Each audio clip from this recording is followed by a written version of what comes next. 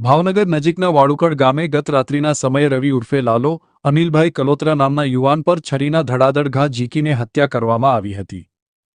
ભોગાના વાળુકડ ગામે રહેતા ધનીબેન અનિલભાઈ કલોત્રાએ વર્તેજ પોલીસ સ્ટેશનમાં એવા મતલબની ફરિયાદ નોંધાવી હતી કે રવિ ઉર્ફે લાલો અનિલભાઈ કલોત્રાએ પ્રેમ લગ્ન કોર્ટમાં કર્યા હતા.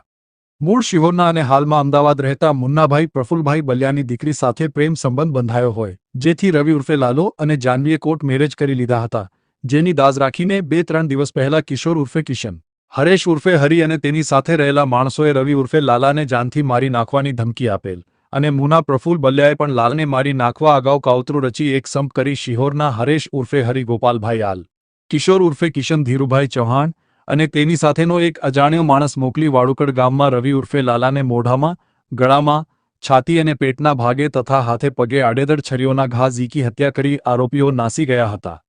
મુન્ના પ્રફુલ બલિયા, હરેશ ઉર્ફે હરી ગોપાલભાઈ આલ, કિશોર ઉર્ફે કિશન ધીરુભાઈ ચૌહાણ અને એક અજાણ્યા શખ્સ સહિત 4 સામે ફરિયાદ નોંધાવી હતી, જે ફરિયાદ નોંધાતા પોલીસે આરોપીઓને ઝડપી લેવા તજવીજ હાથ ધરી હતી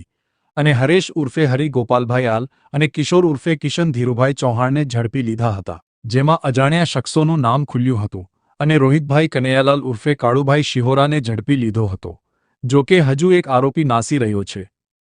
આમ પ્રેમ લગ્નમાં રવિ ઉર્ફે લાલાએ જીવ ગુમાવ્યો.